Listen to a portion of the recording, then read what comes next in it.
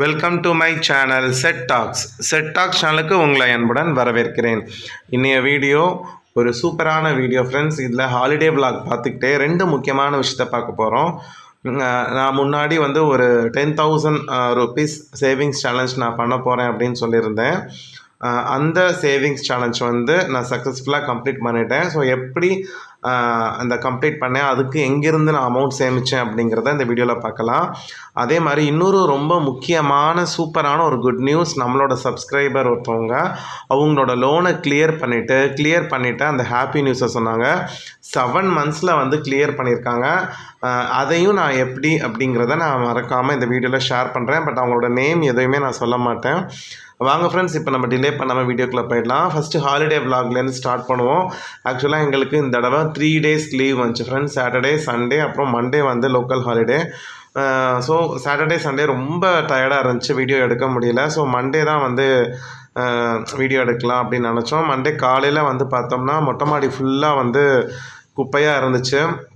இங்கே கொஞ்சம் 2 days மழை, அப்புறம் கொஞ்சம் காஞ்சதுனால சரி இது க்ளீன் பண்ணிவிடுவோம் அப்படின்னு சொல்லிட்டு காலையிலே க்ளீன் பண்ண ஆரம்பித்தாச்சு. ஸோ இன்றைக்கி நாங்கள் நான்வெஜ் எடுக்க போகிறோம். சண்டே எடுக்கலை.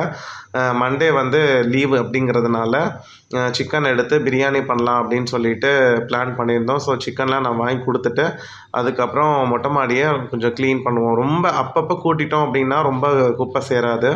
ஸோ அதனால் காலையிலே வெயிலுக்கு முன்னாடியே க்ளீன் பண்ணிடலாம் அப்படின்னு சொல்லிட்டு ஸ்டார்ட் பண்ணியாச்சு ஃப்ரெண்ட்ஸ். இன்றைக்கி வாக்கிங் போகிறதுக்கு டைம் இல்லை. ஸோ இது கொஞ்சம் எக்ஸசைஸாக இருக்குமே அப்படின்னு சொல்லிட்டு மொட்டை மாடியை 2 பேரும் சேர்ந்து க்ளீன் பண்ண ஆரம்பிச்சிட்டோம்.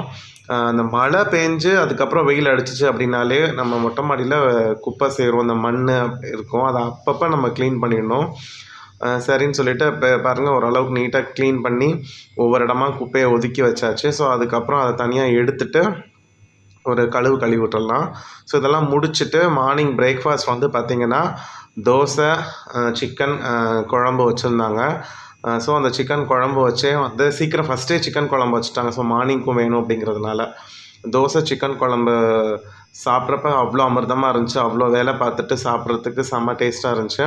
அப்புறம் மதியத்துக்கு பார்த்திங்கன்னா பிரியாணி 65 அந்த ஆல்ரெடி குழம்பு இதை வச்சே முடிச்சிடலாம் அப்படின்னு சொல்லிட்டோம். குக்கரில் பிரியாணி ஆயிடுச்சு. காலையில் வச்ச சிக்கன் குழம்பு அதை அப்படியே சூடு பண்ணி வச்சிட்ருக்கோம். மதியம் இந்த கிரேவி தொட்டு சாப்பிட.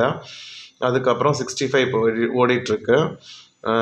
இன்றைக்கி பார்த்திங்கன்னா லீவ். அந்த காலையில் ஒர்க் பண்ணிவிட்டு சாப்பிட்டதே செம்ம டயர்டாகிடுச்சு. கொஞ்சம் இடையில கடைக்கு போக வேண்டிய வேலை இருந்துச்சு, அதெல்லாம் முடிச்சுட்டு மதியம் சாப்பிட உட்காந்தாச்சு. பாருங்கள், சுட சுட சிக்கன் பிரியாணி, அதுக்கப்புறம் 65, அதுக்கப்புறம் நாங்கள் மார்னிங் வச்ச சிக்கன் குழம்பு. இந்த சிக்கன் குழம்பு பார்த்திங்கன்னா கொஞ்சம் போன் பீஸு, போனும் சதையும் இருக்கக்கூடிய பீஸாக போட்டு சிக்கன் குழம்பு வச்சாச்சு. போன்லெஸ்ஸாக எடுத்து 65 போட்டாச்சு ஃப்ரெண்ட்ஸ். பிரியாணியில் நாங்கள் போன் பீஸ் தான் நிறையா போடுவோம், அதான் ஸ்ட்ரென்த்து அப்படின்னு சொல்லிட்டு. நாங்கள் சாப்பிட்றப்ப மணி 2:30 3 ஆகிடுச்சு. சரி பசி வீடியோ எடுத்துகிட்டு கடன்னு சாப்பிட ஆரம்பித்தாச்சு. இப்படி தான் மண்டே போச்சு ஃப்ரெண்ட்ஸ். மண்டே எப்படா முடிஞ்சோடனே ரொம்ப டயர்டாகிடுச்சா, டியூஸ்டேலேருந்து காலேஜ் போகணுமே அப்படின்னு சொல்லிட்டு. அதுக்கப்புறம் நம்ம மெயின் டாபிக் வந்துடலாம். நான் பார்த்திங்கன்னா 10,000 ருபீஸ் சேவிங்ஸ் சேலஞ்ச் நான் ஸ்டார்ட் பண்ணியிருந்தேன். கொஞ்சம் ஒரு 4 months முன்னாடி நான் வீடியோ போட்டிருந்தேன்னு வச்சுக்கோங்களேன். அது பார்த்திங்கன்னா 100 days முடிக்கணும் அப்படின்னு சொல்லிட்டு ஒரு பிளான். பட் ஆனால் நான் மே மாதம் வரைக்கும் டைம் எடுத்துக்கலாம் அப்படின்னு சொல்லிட்டு அந்த வீடியோவில் சொல்லியிருப்பேன். நிறைய பேர் பிடிஎஃப்மே டவுன்லோட் பண்ணிங்க. ஒரு 4 months முன்னாடி இருக்கும். நான் அப்போவே ஸ்டார்ட் பண்ண ஆரம்பிச்சிட்டேன். அதை கரெக்டாக பார்த்திங்கன்னா 12/3/2025 கரெக்டாக நான் முடிக்கிறேன். மார்ச் 12 அந்த சேலஞ்ச் முடிஞ்சிருச்சு. நிறைய பேர் இடையில கேட்டிருந்தாங்க, இந்த 10,000 ருபீஸ் சேலஞ்சும் 1 lakh ருபீஸ் சேலஞ்சும் அப்டேட்டே தரல அப்படின்னு சொல்லிட்டு கொஞ்சம் நல்லா சேர்ந்ததுக்கப்புறம் அப்டேட் தரலான்னு விட்டேன். ஸோ 10,000 நான் முடிக்கிற ஸ்டேஜில் இருந்தேன். ஸோ அதனால தான் கம்ப்ளீட்டாக முடிச்சுட்டு ஒரு வீடியோவாக போட்டுடலாம் அப்படின்னு சொல்லியிருந்தேன். 100 daysக்கு ஒவ்வொரு அமௌண்ட்டு எடுத்து வைக்கிற மாதிரி. இந்த சேலஞ்ச் நான் எப்படி சீக்கிரம் கம்ப்ளீட் பண்ணேன் அப்படின்னா, ஃபஸ்ட்டு பிக் அமௌண்ட்டெல்லாம் எடுத்து டிக் பண்ண ஆரம்பிச்சிட்டேன். 200, 190, 180 இதெல்லாமே நமக்கு டெய்லி கிடைக்காது இல்லையா. ஸோ இந்த அமௌண்ட்டு பார்த்திங்கன்னா கொஞ்சம் சம்பளம் வர அன்னைக்கு என்னோட me amount, pay me first amount, pay your self first amount, இந்த மாதிரி அமௌண்ட்டெல்லாம் நான் சேவிங்ஸில் சொல்லியிருக்கிறேன். அந்த அமௌண்ட்டு, அப்புறம் யூடியூப் இடையில வந்து யூடியூப்போட இன்கம் வந்துச்சு அதில் கொஞ்சம், இந்த மாதிரி என்னென்ன அமௌண்ட்டெல்லாம் எனக்கு கிடைக்குதோ அதெல்லாமே வந்து இதில் போட்டுட்டேன். மற்ற சேவிங்ஸ் சம்பளத்துலேருந்து நான் பெருசாக அதில் போடலை. ஏன்னா உங்களுக்கு தெரியும், என்னோடய பட்ஜெட் போடுறப்பவே என்னோடய சம்பளத்தை பாதியாக பிரித்து பாதி செலவுக்கு பாதி சேவிங்ஸ்க்கு அந்த என்னென்ன சேவிங்ஸ் போடுறேன் அப்படிங்கிறது உங்களுக்கு தெரியும். ஸோ அந்த சம்பளத்துலேருந்து நான் ஜஸ்ட்டு எனக்குன்னு ஒரு 500 இல்லை 600 சில சமயம் எடுத்து வைப்பேன். அதுலேருந்து மட்டும் கொஞ்சம் கொஞ்சம் இதில் போட்டுட்ருந்தேன்.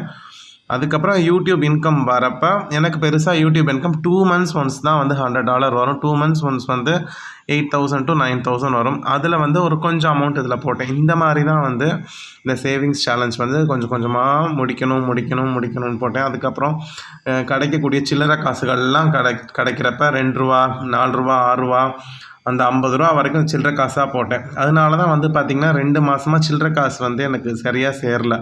அந்த சிறு சேமிப்பில் வந்து பார்த்திங்கன்னா எப்போதுமே ₹300 ₹400 வரும். இந்த தடவை பார்த்திங்கன்னா கொஞ்சம் கம்மியாக தான் வந்துச்சு 2 months. காரணம் இந்த சேவிங்ஸில் கொஞ்சம் சில்லறை காசுகளையும் போட்டு எப்படி சேர்க்க முடியுமோ சேர்த்தேன். அதுக்கப்புறம் இடையில ஒரு டைம் வந்து நான் பேப்பர் கரெக்ஷன் போனேன். இந்த தடவை ரொம்ப சான்ஸ் வரல. ஜான்வரியில் திடீர்னு ஒரு நாள் பேப்பர் கரெக்ஷன் கூப்பிட்டுருந்தாங்க, 1 day மட்டும். அதுக்கு போயிட்டு வந்த அமௌண்ட் வந்து எப்போதுமே 3 months கழிச்சு வரும். என்னன்னு தெரில, எனக்கு ஒரு 15 daysலேயே வந்துச்சு. ஸோ எல்லாமே சேர்த்து இந்த 12/3/2025 இந்த ₹10,000 சேலஞ்சை நான் க்ளோஸ் பண்ணி முடிச்சுட்டேன். இந்த அமௌண்ட்டை வச்சு நீங்கள் என்ன பண்ண போகிறீங்க அப்படின்னு கேட்டிருக்கலாம். நான் இந்த வீடியோ போட்டிருந்தப்பே சொன்னேன், மே மாதம் எங்கேயாவது ட்ரிப் போகலாம், அதுக்கு தான் இந்த ₹10,000 சேமிச்சிட்ருக்கேன் அப்படின்னு சொன்னேன். ஸோ அதனால் இப்போதைக்கு கையில் நான் எடுத்து வச்சுருக்கேன். பார்ப்போம். நான் இன்கேஸ் நான் ட்ரிப் பிளான் பண்ணோம் அப்படின்னா நான் கண்டிப்பாக அதை வீடியோவாக போடுறேன். இப்போ ட்ரிப்புக்காக தான் அந்த அமௌண்ட் வந்து நான் சேர்த்துருக்கேன் ஃப்ரெண்ட்ஸ். அடுத்து வந்து பார்த்திங்கன்னா எனக்கு ரொம்பவே சந்தோஷமான ஒரு நியூஸ் வந்து பார்த்திங்கன்னா, நம்மளோட சப்ஸ்கிரைபர் ஒருத்தவங்க, அவங்களோட பேர் ஊர் நான் எதுவுமே குறிப்பிட விரும்பலை. அவங்க வந்து எனக்கு ஒரு 7 monthsக்கு முன்னாடி எனக்கு வந்து ஒரு மெயில் பண்ணியிருந்தாங்க. இந்த மாதிரி அவங்களுக்கு ஒரு ₹4 லட்சம் கிட்ட லோன் இருக்குது, அவங்களோட இன்கம் இவ்வளவு, எனக்கு வந்து ஒரு பட்ஜெட் போடுங்க, ரொம்ப குழப்பமாக இருக்குது அப்படின்னு சொல்லியிருந்தாங்க. பொதுவாக வந்து நான் பட்ஜெட் வந்து நான் போட்டு தர மாட்டேன். ஏன்னா ஒவ்வொருத்தரோட ஃபேமிலிக்கு தகுந்த மாதிரி மாறும். இப்போ நான் ஒரு செலவு முக்கியம்னு நினப்பேன், அது வந்து மற்றவங்களுக்கு முக்கியமாக இருக்காது. நான் முக்கியம் இல்லைன்னு நினைக்கிறது அவங்களுக்கு முக்கியமாக இருக்கும். ஸோ அதனால் நான் பொதுவாக பட்ஜெட் போட மாட்டேன். பட் ஆனால் அவங்க வந்து கேட்டிருந்தாங்க. இந்த மாதிரி லோன் இருக்குது அப்படின்னோடனே கொஞ்சம் சங்கடமாக போச்சு. சரி, அதுக்கப்புறம் அன்றைக்கி கொஞ்சம் ஃப்ரீ டைம் இருந்ததுனால டக்குன்னு வந்து நான் என்ன செஞ்சுட்டேன்னா, அவங்களுக்கு ஒரு சின்னதாக ஒரு பட்ஜெட் போட்டு நான் அவங்களுக்கு அனுப்பிச்சிருந்தேன். இந்த மாதிரி பட்ஜெட் போட்டிருக்கேன், உங்களோட வருமானம் இவ்வளவு, ஸோ இவ்வளோதுக்கு பட்ஜெட் போடுங்க, மிச்சம் அமௌண்ட்டு இப்படி எடுத்து சேர்த்து வச்சுக்கோங்க, கொஞ்சம் எக்ஸ்ட்ராவாக ஏதாவது இன்கம் வரத்துக்கு ஏதாவது வழி இருந்துச்சுன்னா அதுக்கும் கொஞ்சம் அமௌண்ட் சேர்த்து வச்சுக்கோங்க. இந்த மாதிரி கொஞ்சம் கொஞ்சமாக வந்து நீங்கள் முடிச்சிடலாம். பேங்க்கில் போய் கேளுங்க, என்னென்ன மாதிரி ரிடக்ஷன் பண்ண முடியும் அப்படிங்கிறதெல்லாம் கேட்டுட்டு ஒரு சஜஷனுக்கு வாங்க. இந்த பட்ஜெட்டில் நான் ஜஸ்ட் ஒரு மாடல் தான், நீங்கள் எதுவும் உங்கள் ஃபேமிலிக்கு தகுந்த மாதிரி சேஞ்ச் பண்ணுறதுனா பண்ணிக்கங்க அப்படின்னு நான் சொல்லியிருந்தேன். அவங்க ரொம்ப தேங்க்ஸ், கண்டிப்பாக நான் உங்களுக்கு கிளியர் பண்ணிவிட்டு நான் உங்களுக்கு மெயில் பண்ணுறேன் அப்படின்னாங்க. பட் அனுப்பிச்சு ஒரு 7 மாதத்துக்கு அப்புறம் வந்து பார்த்திங்கன்னா அவங்ககிட்டேருந்து எனக்கு மெயில் வந்துச்சு. 2 டைப் ஆஃப் லோன் இருந்துச்சு. மொத்தமாக சேர்த்து கிட்டத்தட்ட ₹4 லட்சம் கிட்ட அவங்களுக்கு லோன் இருந்திருக்கு. அவங்க நான் போட்டு கொடுத்த பட்ஜெட்டை அப்படியே ஸ்ட்ரிக்டாக ஃபாலோ பண்ணி 7 monthsல பாருங்கள் அந்த 2 டைப் ஆஃப் லோனையும் அடைச்சிட்டாங்க, கம்ப்ளீட்டாக அடைச்சிட்டு எனக்கு மெயில் பண்ணியிருந்தாங்க. ஸோ நெக்ஸ்ட்டு நாளையிலேருந்து நான் வந்து ஒரு கடன் இல்லாத ஒரு லைஃப் ஆரம்பிக்க போகிறோம் அப்படின்னு அவங்க சொல்லியிருந்தப்ப எனக்கு அவ்வளோ ஒரு சந்தோஷமாக இருந்துச்சு. நம்மளோட வீடியோஸ், நம்மளோட ஐடியாஸ் வந்து ஒருத்தவங்க லைஃப்பில் ஒரு சந்தோஷத்தை கொண்டு வருது அப்படின்னு நினைக்கிறப்ப எனக்கு ரொம்ப ஹாப்பியாக இருக்குது. கடன் இருக்குன்னு நீங்கள் தயவுசெய்து கவலைப்படாதீங்க. இதை அடைக்கிறதுக்கு என்ன வழி, ஒரு பட்ஜெட்டை போடுங்க, எக்ஸ்ட்ராவாக இன்கம் ஏர்ன் பண்ணுங்கள், கண்டிப்பாக முயற்சி பண்ண முடியும், உங்களாலையும் முடியும். நிறைய பேர் கடனில் இருக்கீங்க அப்படிங்கிறது நிறைய பேர் எனக்கு தெரியும், மெயில் பண்ணியிருக்கீங்க. நீங்கள் கன்சிஸ்டண்ட்டாக பட்ஜெட் போடுங்க, ஒரு பர்டிகுலர் அமௌண்ட்டை கம்மியோ கூடையோ எடுத்து வைக்க ஆரம்பிங்க, ஜஸ்ட்டு சேவிங்ஸ் ஸ்டார்ட் பண்ணுங்கள். அடுத்து ஒரு பார்ட் டைம் ஜாபோ எக்ஸ்ட்ரா இன்கம் ஏர்ன் பண்ணுறதுக்கு என்ன வழின்னு நீங்களும் உங்கள் வீட்டில் உள்ள 2 பேரும் ஹஸ்பண்ட் ஒய்ஃப் உட்காந்து யோசித்து ஒரு முடிவுக்கு வாங்க. கண்டிப்பாக நீங்கள் அதுலேருந்து வெளியில் வந்துடுவீங்க. ஒரு முயற்சி போடுங்க, ஒரு ஆக்ஷனில் இறங்குங்க, கடன் அடைப்பீங்க. அதுக்கப்புறம் மறுபடியும் கடன் பக்கத்தே போயிடாதீங்க. கடவுள் வந்து நல்ல ஒரு பிளெஸ்ஸிங்ஸை சேவிங்ஸை இன்க்ரீஸ் பண்ணுவார். நிறையா பேருக்கு வந்து மெயில் பண்ணியிருக்கீங்க, எல்லாருக்குமே என்னால் ரிப்ளை பண்ண முடியல. ஆனால் நான் சொல்கிறேன், உட்காந்து டிஸ்கஸ் பண்ணுங்கள். இந்த கப்புள்ஸ் மாதிரி நீங்களும் உட்காந்து கொஞ்சம் டிஸ்கஸ் பண்ணி கொஞ்சம் ஒரு ஆக்ஷனில் இறங்குனீங்கன்னா நீங்களும் முடிக்கலாம். ஸோ எனக்கு அவங்களோட வாழ்த்துக்களை நான் தெரிவிச்சுக்கிறேன். ஸோ இதோட இந்த வீடியோவை நான் முடிச்சுக்கிறேன் ஃப்ரெண்ட்ஸ். இந்த வீடியோ உங்களுக்கு பிரயோஜனமாக இருக்குது அப்படின்னு நீங்கள் நம்பினீங்கன்னா மறக்காமல் உங்கள் ஃப்ரெண்ட்ஸ்க்கு ஷேர் பண்ணுங்கள். இந்த வீடியோ பற்றின கமெண்ட் பாக்ஸில் சொல்லுங்கள். அடுத்த வீடியோவில் உங்கள் எல்லாரையும் பார்க்குறேன். Bye friends.